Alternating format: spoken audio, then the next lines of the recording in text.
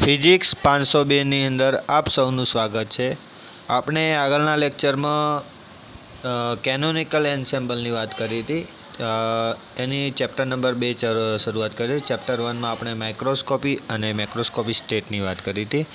એના પછી આપણે બીજા ચેપ્ટરમાં કેનોનિકલ એન્સેમ્બલનો અભ્યાસ કર્યો।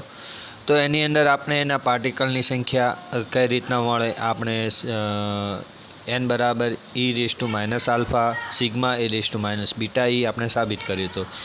એ રીતના કેનોનિકલ એન્સેમ્બલ માટે MVF ફાઇન્ડ કરવાનું પૂછે। MVF મતલબ કે મીન વેલ્યુ, એટલે કે તમારી સરેરાશ કિંમત, અને ફ્લ્યુચ્યુએશન એટલે કે એની વધઘટ। તો એ પૂછે તો કઈ રીતના મેજર કરવું, તો આપણું એક અહીંયા જો કે કોઈ પણ વિધેય એફનું સરેરાશ મૂલ્ય મેજર કરવું હોય તો સરેરાશ માટે આપણે સૂત્ર શું હોય, sigma alpha F alpha P alpha વડે શોધી શકાય। આ સમીકરણ નંબર 1 આપી દો। તો કેનોનિકલ વિસ્તરણ વિધેયનો ઉપયોગ કરીએ અહીંયા, તો એફ બરાબર શું થશે, ઉપરના સમીકરણનો આપણે ઉપયોગ કરીએ તો શું થશે, ઉપર તમારે e⁻β e આલ્ફા આવશે, નીચે સિગ્મા e⁻β આલ્ફા આવશે। તો આને સમીકરણ નંબર 2 આપી દો। આ કઈ રીતના આવ્યું, તો આ તમારા પાર્ટિકલની સંખ્યા ઉપરથી આવ્યો, જે આપણે આગળ મેજર કર્યું સમીકરણ કેપિટલ એ અને સમીકરણ કેપિટલ બી। આ સમીકરણ કેપિટલ એ અને કેપિટલ બી ફાઇન્ડ કર્યું, એના ઉપરથી આ તમારે આવશે સમીકરણ બી। ઓકે, તો ઉપરની થિયરી પરથી આપણે આ કેનોનિકલ વિસ્તરણ વિધેયનું સૂત્ર મળ્યું। તો એના અંદર જે ઉર્જા માટે એનું સરેરાશ મૂલ્ય લખીએ, એફની જગ્યાએ વિધેય આપણે ઈ લખીએ, એટલે કે ઉર્જાનું વિધેય લખીએ, તો શું થશે, સિગ્મા ઈ આલ્ફા e⁻β ઈ આલ્ફા ભાગ્યા સિગ્મા e⁻β ઈ આલ્ફા। સમીકરણ નંબર 3। સમીકરણ 2 પરથી આપણે વિધેય એફની જગ્યાએ આપણે ઈ એટલે કે ઉર્જા માટે સરેરાશ મૂલ્ય મેજર કરીએ, તો ઈ બરાબર શું થશે, ઈ આલ્ફા e⁻β ઈ આલ્ફા ભાગ્યા ઝેડ। તો નીચેનું જે સિગ્મા e⁻β ઈ આલ્ફા છે એને આપણે પાર્ટીશન ફંક્શન ઝેડ વડે દર્શાવીએ। ઓકે, તો આ પાર્ટીશન ફંક્શન શું દર્શાવે, તો એનું સરેરાશ મૂલ્ય દર્શાવે, જે આપણે કેપિટલ બીમાં આગળ મેજર કર્યું એ પ્રમાણે। ઓકે, તો અહીંયા જે એવરેજ સરેરાશ ઈ છે એના બરાબર -1/z dz/dβ કઈ રીતના આવ્યું, તો જો આ સમીકરણ તમારે ઉપરોક્ત સમીકરણ ઉપરથી આપણે લીધેલું છે। તો જો ઈ આલ્ફાવાળા સમીકરણ એટલે ઝેડ જો નીચે છે, આપણે ઝેડ નીચેનું ફંક્શન ધાર્યું હોય એને dz/dβ લખીએ તો શું થશે, ઝેડ બરાબર શું હોય, સિગ્મા e⁻β ઈ આલ્ફા, તો સિગ્મા તો બહાર નીકળી જાય, e⁻β ઈ આલ્ફાનું શું થશે, તો બીટાની સાપેક્ષે કરો એટલે -ઈ આલ્ફા શું થશે, ભાગાકારમાં આવશે, એનું વિકલન કરીએ તો। ઓકે, એટલે ઈ આલ્ફા ગુણાકારમાં આવશે, ભાગાકારમાં નહીં, વિકલનમાં ગુણાકારમાં, સંકલનમાં ભાગાકારમાં, એટલે ગુણાકારમાં -ઈ આલ્ફા આવશે, -ઈ આલ્ફા ઇન્ટુ e⁻β ઈ આલ્ફા આવશે। એટલે કે સિગ્મા e⁻β આલ્ફા વધે એના બરાબર તો ઝેડ મૂકી જવાય, એટલે dz/db આવે, અને -ઈ આલ્ફા તો તમારે એ આવ્યું, તો એને કરસ્પોન્ડિંગ માઇનસ આગળ આવી ગયું, માઇનસ એટલે -1/α આવશે।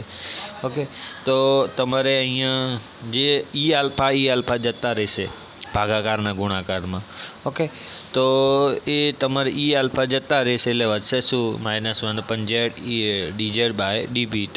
ઓકે, સમીકરણ નંબર 5 પ્રમાણે હવે જો 1/z પણ આગળ હોય એને પણ અંદર લઈને જવાય d/dβમાં, તો શું થશે, 1/z અંદર જશે એટલે કે કેનું સંકલન 1/z તે વિકલનની અંદર જાય, કારણ કે એનો વિરોધ થઈને અંદર જવું પડશે ને, તો શું થશે, 1/z એ ln zનું સંકલન, તો ln z અંદર જશે, ln zનું સંકલન 1/z થાય, એટલે ln z અંદર જશે, એટલે સમીકરણ 5માં -d/dβ બરાબર ln z થશે। ઓકે, તો આ સરેરાશ વર્ગિત ઉર્જાનું મૂલ્ય એનું વર્ગ કરીએ તો એનું મૂલ્ય કેટલું મળે, તો એનું તો એ ફાઇન્ડ કરીએ, તો જે એવરેજનો વર્ગ કરીએ તો આગળનું જે સમીકરણ હતું sigma e⁻² alpha -eβ, okay, ભાગ્યા જે ઉપરનાનો તો કોઈ વર્ગ થાય નહીં। ઓકે, અહીંયા જો નીચે પણ લખવામાં થોડી મિસ્ટેક થઈ છે, એ થોડું સુધાર નાખજો। અહીંયા શું આવશે, વર્ગ કર્યો એટલે -2β ઈ આલ્ફા આવશે, નીચે પણ -2β ઈ આલ્ફા આવશે। અહીંયા લખવામાં પ્રિન્ટિંગ મિસ્ટેક, સરેરાશ વર્ગિત ઉર્જાનું મૂલ્ય કીધું હોય આમાં e⁻² બીટા આવશે, કારણ કે વર્ગ તો બંને બાજુ થાય એટલે 2 બીટા e આલ્ફા આવશે, નીચે પણ -2 બીટા આલ્ફા આવશે. ઓકે, તો એનું આપણે એના પ્રમાણે આપણે લખીએ તો શું થશે, 1/z² બીટા² આવશે. એટલે નીચેનું જે આવશે એ પદ તો આપણને 2 વાળું આવશે, તો 2 ને શું કરીએ તમે આગળ લાવી શકાય, એટલે એ કરસ્પોન્ડિંગ પેલામાં પણ 2 બહાર આવશે, 2 નીકળી જશે, એટલે શું થશે, જે આગળ આપણે જે મળતું હતું વિકલન એ મળશે, પણ તો અહીંયા સ્ક્વેર એ તો અહીંયા 2 વખત વિકલન કરશો તો સ્ક્વેર નીચે ભાગાકારમાં આવશે, સ્ક્વેર જશે, એટલે અહીંયા 2 વખત વિકલન કરવું પડશે. એટલે 1/z અને 2 વખત, એક વખત વિકલન કર્યું તો માઇનસ આવે, બીજી વખત વિકલન કરશો તો પ્લસ થઈ જશે, એટલે 1/z² d²z² આવશે e²નું. ઓકે, e²નું તમે અંદર સ્ક્વેર જ ખાલી કરો હો તમે. ઓકે, તો 1/ અંદરના ભાગમાં વર્ગે, મેન સ્ક્વેરનો વર્ગ નથી. ઓકે, એટલે પહેલાં ઉર્જાનો વર્ગ કરી અને આપણે એનું એવરેજ લેવાનું, એટલે કે બીટા પાસે સ્ક્વેર આવશે નહીં. ઓકે, તો એને કરસ્પોન્ડિંગ સમીકરણ નંબર 6 મળશે.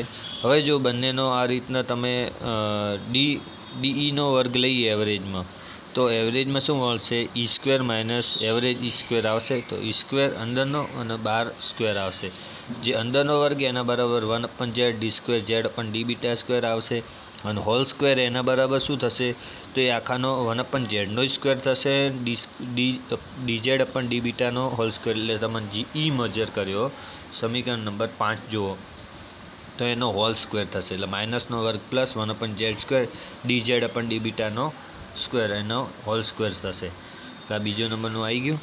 હવે જો આ 1/z d²z/d beta minus 1/z² dz/d બીટાનો હોલ સ્ક્વેર, તો એના બરાબર તમે લખો તો શું લખાશે, તો d² d બીટા² ln z લખાશે.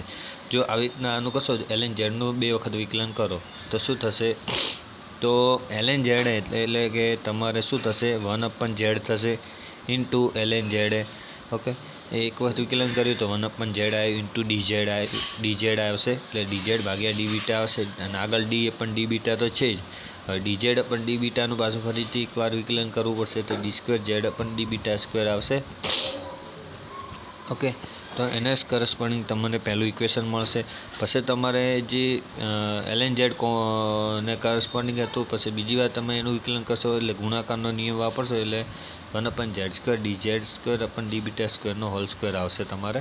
એટલે 1/z dz એનું વિકલન કરતા એનું શું કરવાનું, વિકલન કરવાનું, તો આપણને ઉપરનું પદ મળશે. ઓકે, તો હવે જો અહીં આનું પણ હવે એવરેજ લખવા જઈએ કે ln z, તો ln z અને d/d બીટા હતું તો એની કિંમત શું હતી આગળ જોઈ લો, માઇનસ હોત તો e હતું, શું હતું e, તો અહીંયા માઇનસ નથી તો શું કરવાનું, માઇનસ લખી દો અને d/d બીટા કરતો, એકવાર માઇનસ વડે ગુણીને માઇનસ બહાર રાખીએ તો એક માઇનસ વાળું હશે, એના બરાબર તો એવરેજ e આવી જશે, એક d/d બીટા વધશે માઇનસ એવરેજ e આવશે. ઓકે, તો આ રીતના તમને કિંમત મળશે, માઇનસ d/d બીટા અને એવરેજ e આવ્યું, તો એવરેજ જે e આવ્યું એના અંદર જો માઇનસ d/dt અને એવરેજ e તો છે, dt વડે ગુણ્યા dt વડે ભાગ્યા. ઓકે, તો dt/d બીટા બરાબર શું થશે, તો બાજુમાં જો બીટા બરાબર 1/kT થાય, શું થાય, kT, જે આપણે ઉષ્મીય ટેમ્પરેચર માટે એનો કોન્સ્ટન્ટ એ બીટા બરાબર 1/kT, તો t બરાબર શું થશે, 1/k બીટા થાય. હવે ટીનું અથવા બીટાને કરતાં કરો તો બીટા બરાબર 1/kT, તો બીટાનું ટીની સાપેક્ષે વિકલન કરશો તો બીટા અપન dt બરાબર શું થશે, 1/t નું વિકલન માઇનસ 1/t², એટલે માઇનસ 1/kt² આવશે. તો એની કિંમત તમે અહીંયા મૂકી શકો. જો અહીંયા ઉલટું છે dt/d બીટા, તો આનું ઉલટું કર્યું તો માઇનસ kt² ઉપર જશે, તો માઇનસ ઉપર જશે, માઇનસ ઓલરેડી અહીંયા છે જ, તો માઇનસ માઇનસ પ્લસ અને kt² ગુણાકારમાં આવી ગયો, અને d/dt એમને એમ પડ્યું રહેશે. તો d/dt એ તો એની કિંમત શું છે, c, એ વિશિષ્ટ ઉષ્મા દર્શાવે, એકમ તાપમાન દીઠ જે આપણને ઉર્જા મળે એને આપણે વિશિષ્ટ ઉષ્મા કહીએ છીએ, જે તમે 11-12માં ભણીને આવ્યા હશો કે વિશિષ્ટ ઉષ્મા કોને કહેવાય, તો એકમ ટેમ્પરેચર દીઠ જે એનર્જી આપણને મળે એને આપણે વિશિષ્ટ ઉષ્મા કહેવામાં આવે છે, cv વડે અથવા cp વડે દર્શાવવામાં આવે. અચલ દબાણ હોય તો CP આવે અને અચળ કદ હોય તો CV આવશે. તો અહીંયા આપણે કોમન છે એટલા માટે C લખેલો છે. તો અહીંયા KT² C જેટલી આપણને D² મીન વેલ્યુ મળે તમને. ઓકે, તો આ સમીકરણ નંબર 8 આવ્યું. કેનોનિકલ વિસ્તરણમાં ઉર્જાની વધઘટ એટલે કે એનું ફ્લુક્ચ્યુએશન મેજર કરવું હોય તો એના માટે એક સમીકરણ લખી શકાય. 3 ડાયમેન્શન માટે આપણે 3/2 NKT, 1 ડાયમેન્શન 1/2 KT આવશે. ઓકે, જો આને 3/2 NKT હતું તો E ભાગ્યા T હોય તો શું થશે? E ભાગ્યા Tનું વિકલન શું થાય? C, વિશેષ ઉષ્મા C થાય. વિશેષ ઉષ્મા C બરાબર 3/2 NK આવે. તો રૂમ ટેમ્પરેચર માટે આદર્શ વાયુની ઉર્જામાં થતો ફેરફાર, તો રૂમ ટેમ્પરેચરે જે આદર્શ વાયુમાં જે ફેરફાર થાય એ કેટલો હશે? તો તમારે અહીંયા આગળ મેજર કર્યો હતો તો કેટલો હતો? D² જેટલો હોય તો કે KT² મળે. KT² Cની કિંમત શું હોય? 3/2 NK. KT² 3/2 NK. તો હવે 3/2 બહાર નીકળી ગયા, N પણ બહાર છે, K² ત્યાં T² એટલે 3/2 N K² T² મળશે તમારે. એટલી મીન વેલ્યુ મળે એટલે કે રૂમ ટેમ્પરેચર આદર્શ વાયુની ઉર્જામાં થતો ફેરફાર આપણને એટલો મળે. હવે સરેરાશ પ્રમાણસરનું આંશિક મૂલ્ય નીચે પ્રમાણે મળે. તો એનું આંશિક મૂલ્ય મેજર કરવું હોય તો કઈ રીતના કરાશે? તો એને જે તમારે એવરેજ ઈનું મૂલ્ય એનો હોલ સ્ક્વેર કરશો અને એનું અંડરરૂટ કરો એટલે mean square value RMS value આપણે શું કહેવાય આને? RMS આંશિક મૂલ્ય એટલે કે RMS મૂલ્ય લેવું હોય તો એનું શું કરો? વર્ગમૂળની અંદર જે પદ હોય એનું એવરેજ લઈ અને એનો હોલ સ્ક્વેર કરી દેવાનું એટલે તમને એનું શું મળશે? RMS મૂલ્ય રૂટ મીન સ્ક્વેર મળશે તમારે. ઓકે, તો આપણે રૂટ મીન સ્ક્વેર મેજર કરીએ તો શું આવશે? વર્ગમૂળની અંદર એટલે ઉપર 1/2 લખેલું જો ડેલ્ટા ઈનો હોલ સ્ક્વેરની એવરેજ અપન ઈ એ મીનની હોલ સ્ક્વેર. ઓકે, બરાબર. હવે ઉપરનું તો આપણને ખબર જ છે કિંમત કેટલી? 3/2 NK² T². નીચે એની પણ ખબર જ છે. ઈ ઉર્જા હોય તો એની શું થતી હતી? 3/2 NKT. તો એની એવરેજનો હોલ સ્ક્વેર હોય તો 3/2 NKT² નો હોલ સ્ક્વેર. તો તમારે N² તો નીચે એક N જ વચ્ચે ઉપર N છે. K² T² જતા રહે, 3/2 એક જતા રહેશે, એક 3/2 વધે. ઓકે, તો અંશનો છેદનો છેદ અંશમાં જશે એટલે 2 ઉપર જશે અને 3 નીચે આવશે. 2/3n નો વર્ગમૂળમાં 2/3n આવશે તમારે. જો અહીંયા nનું મૂલ્ય 1 કરતાં મોટું હોય તો એમાં ફેરફાર કેવો થાય? સૂક્ષ્મ થશે, કારણ કે 1 કરતાં મોટું પદ નીચે આવે તો આ પદ નાનું થઈ જાય તો એનો ફેરફાર કેવો મળશે? રૂટ મીન સ્ક્વેરનો બહુ જ નાનો સૂક્ષ્મ મળશે. ઓકે, પરંતુ જ્યારે n બરાબર 1 લઈએ તો શું થશે? તો ત્યારે આપણને 2/3નો રૂટ એટલે કે 0.82 થશે. ત્યારે આ કિંમત એ માઇક્રોસ્કોપી સિસ્ટમમાં ફ્લુક્ચ્યુએશન દર્શાવે છે. જે આપણને 0 મળવું જોઈએ, 0ની જગ્યાએ 0.82 એટલે કે એના અંદર કંઈક ફ્લુક્ચ્યુએશન જોવા એટલે કે એના અંદર જે ફ્લુક્ચ્યુએશન 0.82ના કારણે શું કંઈક ફ્લુક્ચ્યુએશન જોવા મળે છે. તે ફ્લુક્ચ્યુએશન 0.82 જેટલું ફ્લુક્ચ્યુએશન જોવા મળે છે. જો n બરાબર 10⁸ હોય ત્યારે માઇક્રોસ્કોપી સિસ્ટમમાં અનુલક્ષીને આંશિક વધઘટની કિંમત 0.82 × 10⁻⁹ મળે, જેને આપણે અવગણી શકાય, બહુ નાનું મળે. જો n બહુ જ મોટા લેવામાં આવે તો સૂક્ષ્મ મળશે એની કિંમત. એ તમને ખબર પડી કે એનું મૂલ્ય તમે જેમ જેમ મોટું લેશો એમ એનું ફ્લુક્ચ્યુએશન બહુ ઊંચું જોવા મળશે, જે અવગણી શકાય એવું. પણ એનું મૂલ્ય 1ની નજીક હશે ત્યાં સુધી આપણે ફ્લુક્ચ્યુએશન ગણી શકાય એવું હોય, જેને અવગણી શકાય નહીં. ઓકે, એટલે આપણે એની mean square value RMS value લીધી, પછી આપણે એનું ફ્લુક્ચ્યુએશન મેજર કર્યું. એના પછી આપણે આવ્યો ગ્રાન્ડ કેનોનિકલ. જેમ કેનોનિકલ એન્સેમ્બલમાં આપણે શું હતું કે ઉર્જાનો સિસ્ટમ અને બહારનું સ્ટેટ એની વચ્ચે જે ઉર્જાનો વિનિમય થઈ શકતો હતો, પરંતુ એનો આપણે દ્રવ્યમાનનો વિનિમય થતો ન હતો. પરંતુ ગ્રાન્ડ કેનોનિકલમાં કેવું હોય કે એની અંદર આપણે ઉર્જા અને દ્રવ્યમાન બંનેનો વિનિમય થઈ શકે છે. ઓકે, તો આ ગ્રાન્ડ કેનોનિકલ એન્સેમ્બલની હવે વાત કરીએ તો એની થોડી ઘણી વિસ્તરણ વિધેય કઈ રીતનો મળે. આપણે ઉપર જેમ કેનોનિકલ વિધેય માટે f મેજર કર્યો ફંક્શન, એ રીતના આપણે ગ્રાન્ડ કેનોનિકલ માટે કરવાનું હોય. તો ધારો કે કોઈ તંત્ર એમાં એ ડેશ તંત્ર આવેલું છે તો તેને આકૃતિમાં દર્શાવેલું છે આગળ આપણે જે કર્યું હતું, પરંતુ એમાં શું હતું, એ ડેશની અંદર એ તંત્ર, તો અહીંયા એની અંદર એ ડેશ ઊંધું છે. એટલે કે ગ્રાન્ડ કેનોનિકલ એન્સેમ્બલની વ્યાખ્યા મુજબ એ ડેશ અને એ વચ્ચે ઉર્જા અને દ્રવ્યમાનની આપ લે થાય છે, એટલે બંનેનો વિનિમય થાય. તેથી આવા તંત્રને ઓપન તંત્ર, પેલામાં ખાલી દ્રવ્યમાનનો વિનિમય નહોતો થતો એટલા માટે આપણે ક્લોઝ તંત્ર કહેતા હતા. ઓકે, આઇસોલેટ કહેતા હતા. ઓકે, અહીંયા ઓપન તંત્ર કહેવાય. જો તંત્રની કુલ ઉર્જા T0 હોય અને તેમાં રહેલા કણની સંખ્યા N0 હોય તો E0 બરાબર E આલ્ફા વત્તા E ડેશ અને N0 બરાબર N આલ્ફા વત્તા N ડેશ. આ કેમ આવું થાય? કારણ કે N આલ્ફા અને E આલ્ફા તો ફિક્સ હોય, પરંતુ E ડેશ અને N આલ્ફા N ડેશ એ આપણને ચેન્જિંગ થશે વિનિમયના કારણે.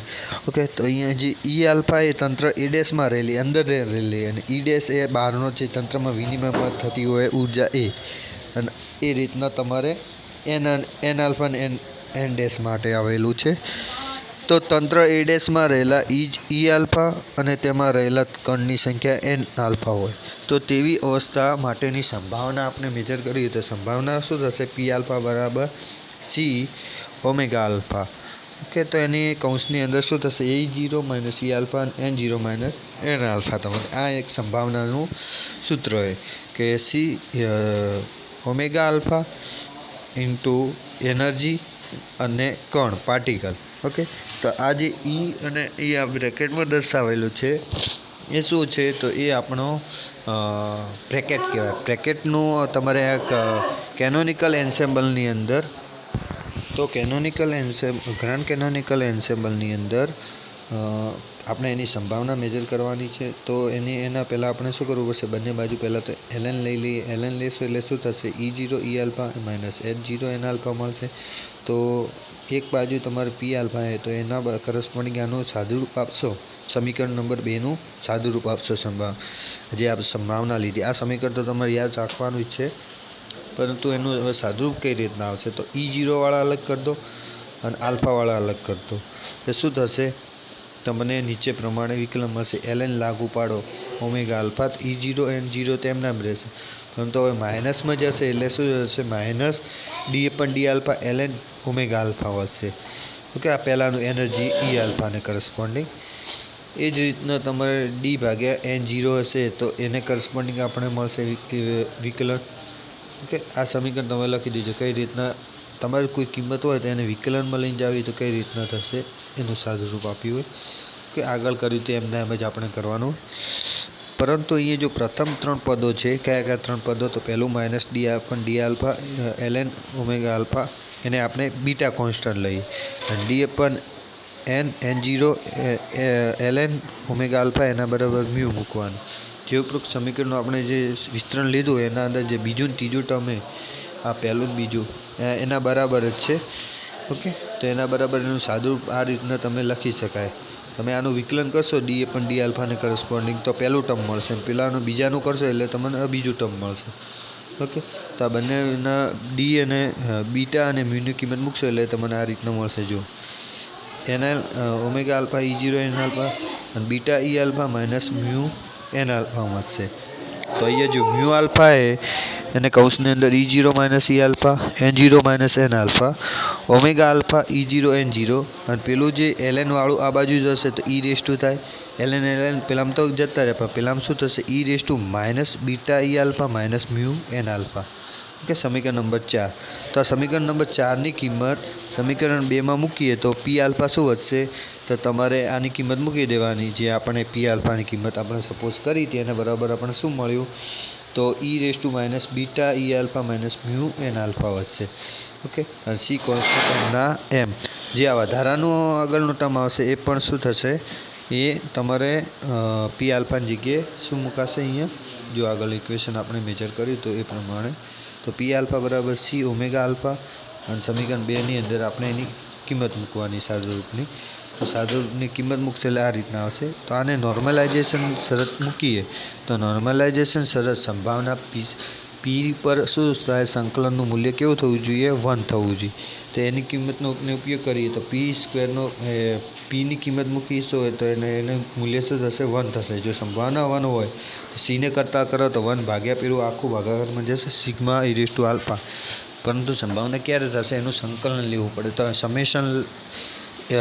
Summation of alpha P alpha બરાબર 1 થાય તો આ બાજુ પણ સમેશન લાગુ પડે, એ ભાગાકારમાં જશે summation alpha e raise to minus beta e alpha minus mu N alpha. Okay, તો એ રીતના તમને કિંમત મળશે. અને અહીંયા ગુણાકારમાં બીટા પણ આવે જ છે, એ લખેલા નથી પરંતુ અહીંયા બીટા પણ આવશે. શું આવશે, બીટા પણ આવશે. જો ક્યાં આવ્યા હતા આપણે, સમીકરણ નંબર 5 ક્યાં આવ્યા હતા, સમીકરણ નંબર 5 પછી આપણે છઠ્ઠું મેજર કર્યું હતું. તો એની અંદર શું થશે, સમીકરણ 6ની કિંમત સમીકરણ 5માં મૂકશો તો હવે 6ની સીની કિંમત આપણે ઉપરોક્ત સમીકરણમાં મૂકશો તો શું વધશે, પી આલ્ફા બરાબર શું થશે, e raise to minus beta e alpha minus mu N alpha beta.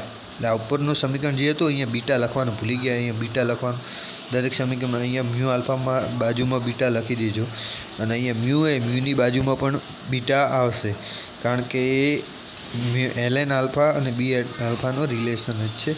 એટલે અહીંયા જે સપોઝ કરો એમ જ મ્યુ બીટા લખી દેજો. ઓકે, થોડું લખવામાં મિસ્ટેક થઈ ગઈ છે તો અહીંયા લખ્યું નહીં, અહીંયા બીટા આવશે. ઓકે, તો પી આલ્ફા બરાબર minus e raise to minus beta e alpha minus mu N alpha beta ભાગ્યા sigma e raise to minus beta e alpha minus mu N alpha beta.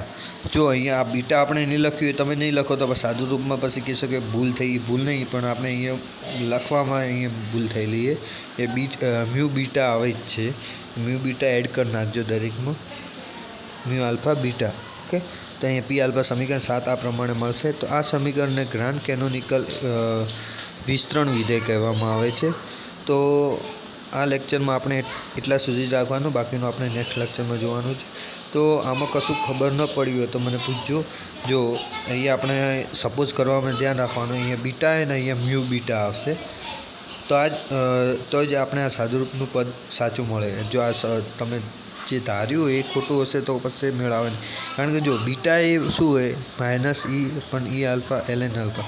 તો આ એલએન આલ્ફા અને 1 પણ ઈ beta પણ D alpha છે તો અંદર રહેવાનું, એટલે એનું પાછું N0ની સાપેક્ષ વિકલન કરો તો તમને મ્યુ બીટા મળે, મ્યુ ન મળે પરંતુ મ્યુ બીટા મળશે. એટલે મ્યુ બીટા અહીંયા લખવાનું.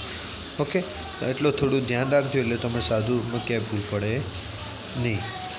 તો આજના લેક્ચરમાં આપણે ફ્લુક્ચ્યુએશન ગ્રાન્ડ કેનોનિકલની વાત કરીએ તો ગ્રાન્ડ કેનોનિકલના વિસ્તરણ વિધેય આપણે એક મેજર કર્યું. આગળના આપણે ઇક્વેશનમાં શું મેજર કર્યું હતું, કેનોનિકલ માટે ગ્રાન્ડ વિસ્તરણ વિધેય મેજર કર્યું. પછી એનામાં મીન વેલ્યુ અને ફ્લુક્ચ્યુએશનની વાત કરી. હવે આના અંદર કંઈક સાદુરૂપમાં કે એમાં કંઈ તમને કશું ખબર ન પડી હોય તો પણ એકવાર ધ્યાનથી જોતા રહેજો, કોઈ સ્ટેપમાં ખબર ન પડી હોય. ઓકે, તો પછી આપણે પાછળથી રિવિઝન કદાચ કરવા ન પણ મળે, એટલે આ સાથે સાથે તમે વોટ્સઅપમાં મને મેસેજ કરીને પણ કહી શકો કે ક્યાંય ભૂલ પડી હોય તમને, તો તમને અહીંયા હાલ જ નિરાકરણ મળે, પાછળથી તમને થશે નહીં. એટલે પછી તૈયારી કરતી વખતે પાછળથી તમે કદાચ મને ટાઈમ મળશે તો થશે, બાકી નહીં થાય. એટલા માટે હાલ તમે સાથે સાથે તૈયારી કરશો તો તમે ફાયદામાં રહેશો. ઓકે, એના પછી આપણને ગ્રાન્ડ કેનોનિકલ પદ્ધતિ મુજબ વિસ્તરણ વિધેયનું સૂત્ર તારવવાનું છે. એના પછી આ એક જ થિયરી છે, એના પછી એ થિયરી છે ટોટલ. હવે આપણને કેટલી થિયરી બાકી છે, 1 2 3 4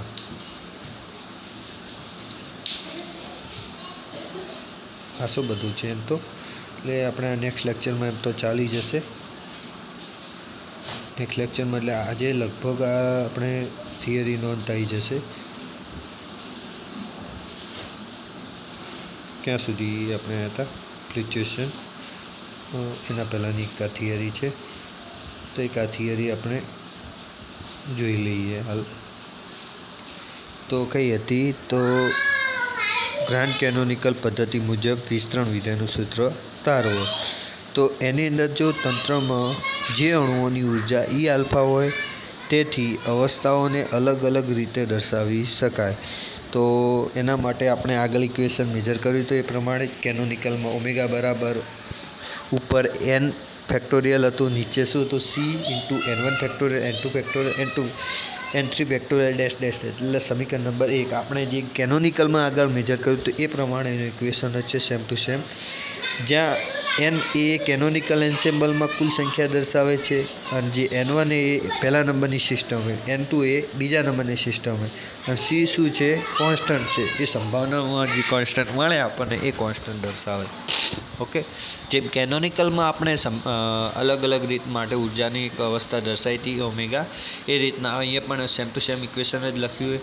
હવે શું કરવાનું તો જે આ સમીકરણ 1ની બંને બાજુ ln લાગુ પાડવું, તો ln લાગુ પાડ્યું પછી આપણે સ્ટાંગલિંગ ફોર્મ્યુલાનો ઉપયોગ કર્યો તો આગળ જેમ કર્યું તો એમનામ જ કરવાનું. પછી શું સિગ્મા ns બરાબર તો n થાય તો એ નીકળી જશે, તો તમે સમીકરણ 4 મળશે. કેનોનિકલમાં સેમ ટુ સેમ કર્યું તો એવું ને એવું અહીંયા કરવાનું છે. ઓકે, તો હવે તંત્રની જે સમતુલન અવસ્થા માટે પછી આપણે શું કર્યું તો ln ઓમેગાનું વિકલન કેવું થવું જોઈએ, મેક્સિમમ થવું હોય તેનું વિકલન 0 થવું જોઈએ, એવું કર્યું હતું. તો સમીકરણ આપણે પછી એનું વિકલન કર્યું હતું. તો વિકલન કરતાં આપણે ઇક્વેશન મેજર કર્યું હતું તો del ln n minus sigma ln n minus ln c, તો એમાં પણ આપણે સિગ્મા ln ns dns બરાબર 0 મળ્યું હતું કે સમીકરણ નંબર 5. પરંતુ હવે અહીંથી આપણે થોડું ઘણું બદલાશે. તો કેનોનિકલમાં અહીંથી આપણે ચેન્જિંગ કર્યું તો એ પ્રમાણે ગ્રાન્ડ કેનોનિકલમાં શું હોય, પહેલાંમાં શું હોય ખાલી ઓનલી ફોર ઉર્જાનો વિનિમય થતો હતો, દ્રવ્યમાનનો હતો. અહીંયા દ્રવ્યમાન અને ઉર્જા બંનેનો વિનિમય થાય, તો અહીંથી થોડો ઘણો ચેન્જિંગ આવશે, જે આપણે નેક્સ્ટ લેક્ચરમાં જોઈશું. એટલા સુધી ધ્યાનથી રાખજો, આગળ આપણે અહીંથી જ ચાલુ કરવાનું છે. ઓકે.